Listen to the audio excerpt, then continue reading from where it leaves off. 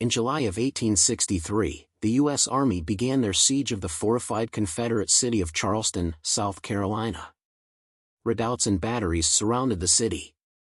The formidable Fort Sumter guarded the entrance to the harbor, while Fort Wagner, located on Morris Island, commanded the southern portion of the harbor.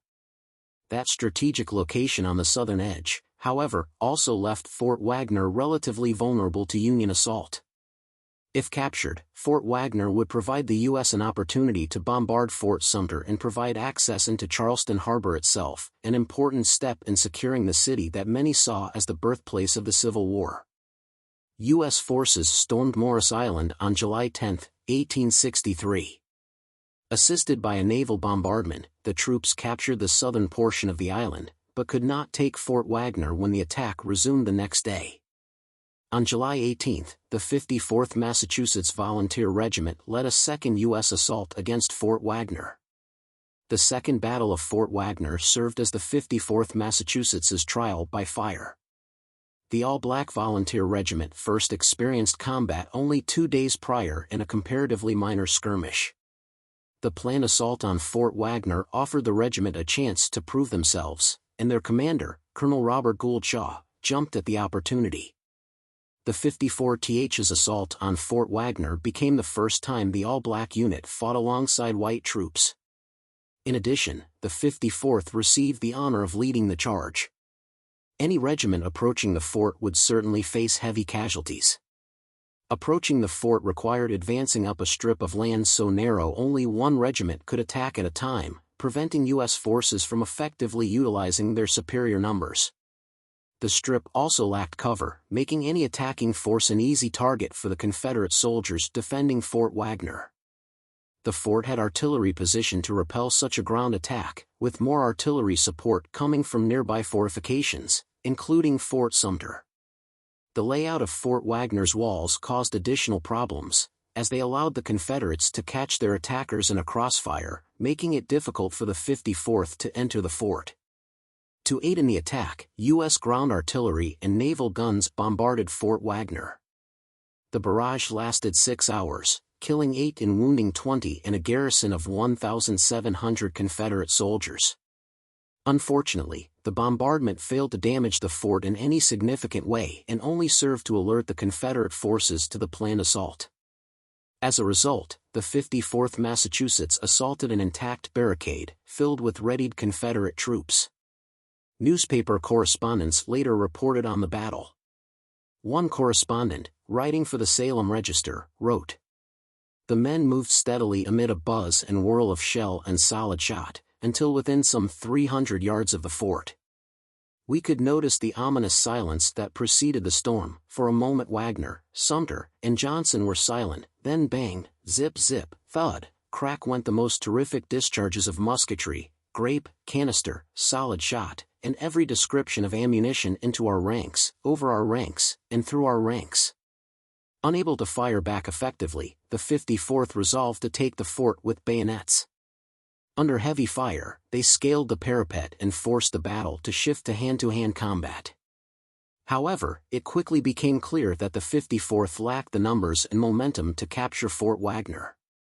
Rather than completely fall back, the 54th stayed close, providing covering fire for the other U.S. troops. After heavy fighting, the supplemental attacks also failed. The 54th ultimately withdrew with the rest of the U.S. forces, and the regiment stationed themselves in a rifle trench in case of a counterattack. The counterattack never came. With the fighting over, 2 companies of the 97th Pennsylvania rescued as many wounded as they could. Special orders were given to save as many members of the 54th as possible. U.S. officers understood that, if captured, the African-American soldiers of the 54th faced far worse treatment than any captured white soldier. The battle devastated the 54th. Of the 600 soldiers deployed, over 250 were killed, wounded, or captured, including Colonel Robert Gould Shaw. The members of the regiment lamented their heavy losses in letters home. One of the troops, Lewis Douglas, son of the famous abolitionist Frederick Douglass, wrote, "Saturday night we made the most desperate charge of the war on Fort Wagner, losing in killed, wounded and missing in the assault, 300 of our men. The splendid 54th is cut to pieces. If I have another opportunity tonight, I will write more fully. Goodbye to all. If I die tonight, I will not die a coward. Despite the failure to capture Fort Wagner, the 54th Massachusetts made a profound impact. Journalists traveling with the Army wrote about the assault and their comrades praised them wholeheartedly.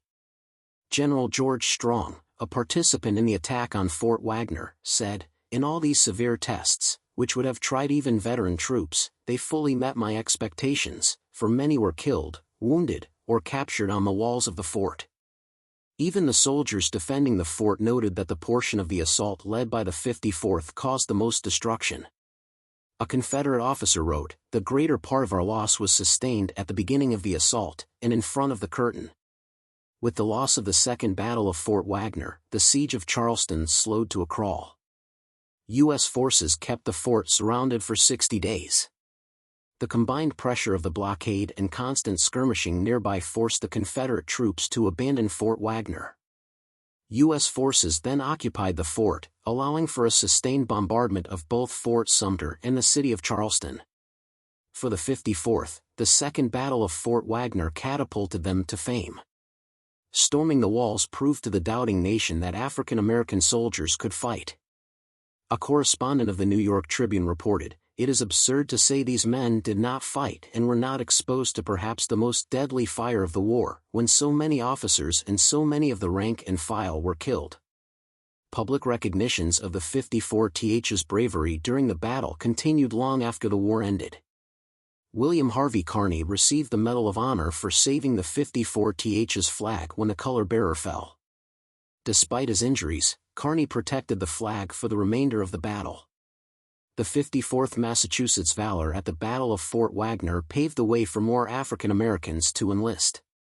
By the end of the war, more than 180,000 African Americans enlisted in the U.S. Army, making up 10% of all U.S. forces for the duration of the war.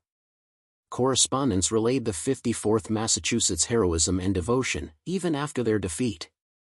After visiting wounded members of the 54th, a writer for the New York Post reported, "No man can pass among these sufferers, and not be inspired with the deepest abhorrence of slavery and an unquenchable desire for the freedom of their race."